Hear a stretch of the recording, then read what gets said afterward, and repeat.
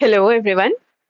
सो आज हम अपने इस सीरीज में one of the most painful topic which is low mock score उसके बारे में बात करेंगे। पता है जब हम स्ट्रेटेजाइज करके प्लान करके और पढ़ के जब हम मॉक टेस्ट देने जाते हैं ना, तो हम ये देखते हैं कि यार हमारा पूरा वो स्ट्रैटेजी वो प्लान वर्कआउट कर रहे हैं या नहीं, राइट? और जब उसी मॉक टेस्ट में जब हमारा स्कोर 60 टू 70 के बीच में आ जाता है, बीपीएससी के मॉक टेस्ट में 60 टू 70 स्कोर के बीच में आते हैं और उधर ही हम अटके रह जाते हैं, तो हमें ये लगता है कि यार कुछ तो सही नहीं है। We feel like nothing is working out in our favor. We feel demotivated, and thinking about all those things, we keep on spiraling down in our thoughts, right? कभी कभी तो इतना एक्सट्रीम हो जाता है कि हम मॉक टेस्ट देना ही बंद कर देते हैं। हम ये सोच लेते हैं कि ना मॉक टेस्ट देंगे ना हमें स्ट्रेस होगा, हम बस पढ़ते चले जाएंगे। But that is the most disastrous thing we choose for our sales, because mock test बहुत बहुत एंड बहुत ही इंपॉर्टेंट है। पता है क्यों? क्योंकि ये ओवरऑल हमारी प्रिपरेशन को एक डायरेक्शन देता है। ओवरऑल हमें ये बताते हैं कि हमारा कौन सा स्ट्रैटेजी काम कर रहा है या नहीं, और कौन सा स्ट्रैटेजी काम कर रहा है। अब ऑब्वियसली अगर हम डिसाइड कर रहे हैं कोई भी स्ट्रैटेजी, तो हम वो अपने डी डे पे तो अप्लाई नहीं करेंगे ना। हम अपने एग्जाम हॉल में जब जिस दिन हमारा मेन एग्जाम होगा उस दिन हम tried and tested method apply करेंगे, राइट? कि अच्छा ठीक है, मेरा ट्राइड एंड टेस्टेड मेथड है फॉर एग्जाम्पल कि मैं 120 टू 125 क्वेश्चन बनाऊंगी and I focus more on accuracy part. ठीक है, बहुत लोग का ट्राइड एंड टेस्टेड पार्ट होगा कि भाई 140 टू 145 बनाएंगे एंड आई फोकस ऑन कि नहीं, एक्यूरेसी से ज्यादा इंपॉर्टेंट हो जाएगा कि हाँ मतलब मेरा स्कोर 90 प्लस हो जाए, राइट? वैसा तो हर किसी का अपना अपना स्ट्रैटेजी होता है। बहुत लोग का स्ट्रैटेजी होगा कि पहले पे पूरा पेपर बनाना है या कैसे बनाना है, वो अपनी जगह है, ठीक है। बट जब हम लोग ये सब टेस्ट ही नहीं करेंगे तो हम लोग इम्प्लीमेंट क्या करेंगे? हम लो मार्क्स स्कोर से इतना डर जाते हैं ना कि हम उस चीज को टैकल करना, उस फीलिंग को डील करना ही छोड़ देते हैं। हम उस चीज की तरफ देखते ही नहीं है, बिकॉज ना देखेंगे ना स्ट्रेस होगा। सिंपल ह्यूमन बिहेवियर है ये, राइट? है ना? बट इसका सोल्यूशन क्या है? How can we tackle this feeling? How can we convert this from a demotivation to something which guides our preparation, to something which will strengthen our foundation? This is very important, right? So, before delving into what can be the solution or how we should tackle this feeling, I would like to quote J.K. Rowling. Okay. Understanding is the first step to acceptance, and only with acceptance there can be recovery. अब इसी coat में ना पूरा how to tackle low marks score इसका solution छुपा है। पूछो कैसे? सबसे पहले हमें ये समझना है, हमें ये एक्सेप्ट करना है। सबसे पहला ही स्टेप है कि हमें एक्सेप्ट करना है कि ठीक है, एक्सेप्ट कर लिया कि हमारा स्कोर है 60 टू 70 और कहीं ना कहीं हमारे में कमी है। ठीक है, क्वेश्चन पेपर में कमी नहीं थी, question paper out of the box बहुत डिफिकल्ट ऐसा वैसा नहीं था, वो दूसरे को ब्लेम करने की चीज है। हमें वो नहीं करना है, हमें ये एक्सेप्ट करना है कि यार कहीं कमी रह गई है हमारे अंदर, जो जिसके कारण अभी हम इस फेज मे बी क्या कहते हैं उसको 60 टू 70 रेंज के बीच में अटके हैं, है ना? ये एक्सेप्ट करना है। जैसे ही हम एक्सेप्ट कर लेंगे कि ठीक है कि ओके मेरे स्ट्रैटेजी में कमी है, यानी कि I need to change my strategy. Okay मेरा सिलेबस खत्म नहीं है, या फिर मेरा मॉडर्न वीक है या मेरा साइंस वीक है, मेरे को उधर वर्कआउट करना है। तो वैसे ही जैसे एक्सेप्ट कर लेंगे हम वैसे ही नेक्स्ट स्टेप पे पहुंच जाएंगे, विच इज एनालाइजिंग। पता है जैसे पता है इस पूरे प्रोसेस का ना 3 स्टेप है। सबसे पहला तो जैसा मैंने अभी बताया एक्सेप्टेंस। ठीक है, एक्सेप्टेंस हमने एक्सेप्ट कर लिया कि चलो हमारा स्कोर इतना आया है, यानी हमारे अंदर कुछ कमी है। ठीक है, हमारे अंदर नहीं, मतलब हमारी प्रिपरेशन में कुछ कमी है। ठीक है, हमारे प्रिपरेशन में कुछ कमी है, कुछ चीज है जो हमारे फेवर में वर्कआउट नहीं कर रहा है ना। या तो मेरा ये वर्कआउट नहीं कर रहा कि 140 क्वेश्चंस बना रहा हूँ और 60 गलत कर रहा हूँ, ये वर्कआउट नहीं कर रहा, नेगेटिव ज्यादा हो रहा है, या तो ये कि मेरा अभी रिवीजन अच्छे से नहीं हुआ है या सिलेबस कंप्लीटेड नहीं है ना। तो जैसे ही हमने ये एक्सेप्ट करा, हम दूसरे पार्ट पे आएंगे, एनालाइज करेंगे। एनालाइज करेंगे उस क्वेश्चन पेपर को जिसमें हमें स्कोर आया है 60 to 70।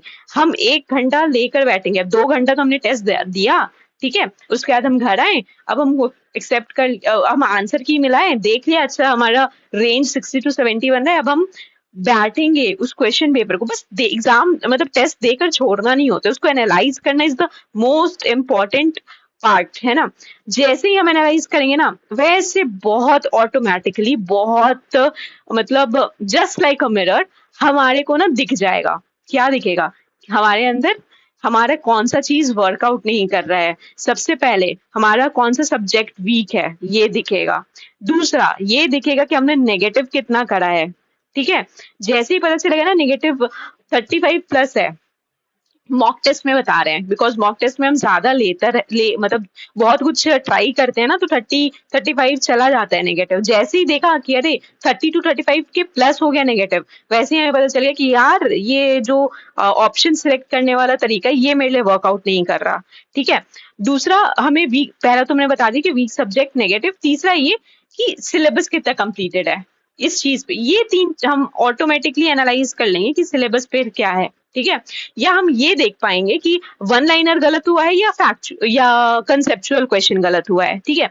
अब हम ये जैसे एनालाइज कर लेंगे ना, तो थर्ड स्टेप पे हम ऑटोमेटिक आ जाएंगे, स्ट्रेटेजाइज, ठीक है।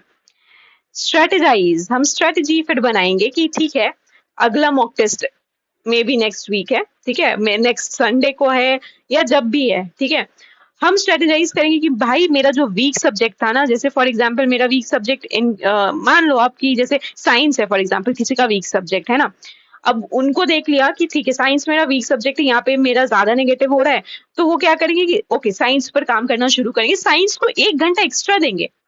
पता है अगर आप ये एनालाइज करोगे नहीं, एक्सेप्ट करोगे नहीं, स्ट्रेटेजाइज नहीं करोगे, तो पता है क्या होता है, किसी का मॉडर्न हिस्ट्री स्ट्रांग है, राइट, किसी का मॉडर्न हिस्ट्री स्ट्रांग है। अब उसको पता है कि मेरा तो मॉडर्न हिस्ट्री स्ट्रांग है, अब हम इसी को रिवाइज कर रहे हैं, इसी को मल्टीपल टाइम्स रिवाइज करते जा रहे करते जा रहे हैं, ठीक है। साइंस वीक है, इस पर फोकस ही नहीं कर रहे, इसको एवरेज 1 घंटा 2 घंटा जो भी देना है वैसे दे रहे हैं, ठीक है। लेकिन आपका जो नंबर कम आ रहा है मॉक टेस्ट में, इधर से ही कम आ रहा है ना, वीक पार्ट से। स्ट्रॉन्ग पार्ट में तो आपका नंबर उठ ही रहा है, तो ये वाला प्रॉब्लम हो रहा है। हम अगर हम एनालाइज ही नहीं करते ना, तो हम गलत स्ट्रैटेजी बनाते हैं, and that is where our entire plan fails. और हमें वो नहीं करना है। जैसे जैसे हम ये जैसे जैसे हम लोग ये तीनों स्टेप कर लेते हैं ना, वैसे वैसे ऑटोमेटिकली चीजें अलाइंड हो जाती हैं। वैसे वैसे जो हमारे अंदर का फीलिंग रहता है ना कि अरे यार क्यों कम आ गया मॉक टेस्ट में, ये सब वैसे वैसे वो फीलिंग ना मतलब चल जाने लगती है। ऐसा नहीं होता है कि अरे वो कंप्लीटली हमेशा के लिए रह गई हमारे साथ, नहीं नहीं नहीं, बिल्कुल भी नहीं। जैसे ही आप 5 10 15 मॉक टेस्ट जितना भी देना है आपके ऊपर है, जैसे ही आप mock test multiple mock test देने लगते हो ना और एनालाइज करने लगते हो, आपको अपना वीक पॉइंट पता चलने लगता है ना, वैसे वैसे ये फीलिंग जो होता है ना, ये डिमोटिवेशन का फीलिंग, ये आपको के लिए एक मोटिवेशन की तरह काम करने लगता है। क्योंकि अब तो हमें पता है कि हमें काम किधर करना है, और जब उस एरिया पे काम करके हमें जब रिजल्ट मिलता है ना, तब ऑटोमेटिकली हमको अच्छा लगने लगता है कि यार वाओ, अच्छा ठीक है, मेरे को पता चल गया इधर कमी था, हमने इस पे काम किया, अब मेरा नंबर कहाँ, पहले मेरे को 65 आ रहा था, अब मुझे आ रहा है 75 या 80, किसी के भी अराउंड, मतलब कुछ तो इम्प्रूवमेंट हो रहा है। Okay, and this is how you will tackle your low mark score phobia, है ना। this is how you should tackle, because उसको छोड़ देना is not a solution, definitely not a solution। जब आप उसको एनालाइज स्ट्रेटेजाइज और एक्सेप्ट करोगे ना, तभी आपका वो जो लो मार्क्स स्कोर का डर होता है ना, वो खत्म होगा। And this is how you will conquer small pebbles which feels like a rock in your preparation phase. Trust me, ये बहुत छोटी सी चीज होती है कभी कभी, बिकॉज अगर हम इसको मतलब अगर अच्छे से इन डिटेल वे में नहीं देखते ना, तो यही चीज हमें पहाड़ की तरह दिखने लगती है। और जब हम उस पे फाइनली डिटेल तरीके से काम करते हैं ना, तो हमें पता चलता है कि अरे यार हम बेकार इतना परेशान हो रहे थे, इसका सोल्यूशन तो था ही ना, हमारे पास ही था, हमारे हाथ में ही था। ठीक है। तो so that is how you deal with this. ठीक है। Never get overwhelmed with your mock score. What you have to do, keep on analyzing every test, even if you are scoring 90 or 90 plus. You have to analyze, because analyze करके पता है क्या पता चलता है कि हमें काम किधर करना है। बिकॉज अगेन प्रिपरेशन जब हम कर रहे होते हैं ना, और हमें यही नहीं पता होता है ना कि काम किधर करना है या किस डायरेक्शन में जाना है, सही जा रहे हैं या नहीं, गलत कर रहे हैं या नहीं, ये सब जब तक पता नहीं होता ना, तब तक हम लोग ऐसे हवा में बात कर रहे होते हैं, है ना। अपने प्रिपरेशन को जितना डायरेक्शन आप दे सको, आपको उतना डायरेक्शन देना है। जितना हर फेज पर एनालाइज करना है। अगर आपने वीकली रूटीन बनाया, वो वर्कआउट कर रहे हैं या नहीं, आपका टेस्ट में लो मार्क्स स्कोर में, मतलब टेस्ट में कम आ रहा है, वो वर्कआउट, वो उसको उस पर स्ट्रैटेजी बनाकर उस पर काम करा, वो वर्कआउट किया या नहीं, हर चीज एनालाइज करते रहना है और हर चीज एक्सेप्ट करते चलना है। ठीक है, इंसान है, हमसे भी कुछ कमी रह सकती है, ऐसा थोड़ी है कि नहीं रहेगा, ऑब्वियसली रहेगा। So accept it guys, accept it. जब आप एक्सेप्ट करने लगोगे ना, तो आप ऑलरेडी एक लेवल ऊपर पहुंच जाओगे। आपको पता चल जाएगा ठीक है, ठीक है, मुझे काम खुद पे काम करने की जरूरत है। Okay. So what I want to say is कि लो मार्क्स स्कोर से डरना नहीं है। इंस्टेड उसको एक स्टेपिंग स्टोन बनाकर अपने प्रिपरेशन को रिफाइन करना है एंड एक स्ट्रॉन्ग फाउंडेशन बिल्ड करना है। ठीक है। एंड ऑल्सो लास्टली एक छोटा सा सजेशन रहेगा कि irrespective of where you are, मतलब बिहार में हो या दिल्ली में हो, इररिस्पेक्टिव ऑफ द प्लेस, ठीक है, ट्राई आपको ये करने की 5 से 6 ऑफलाइन मॉक टेस्ट जरूर से जरूर दे, जिस भी कोचिंग का आपको अच्छा लगता है। ठीक है।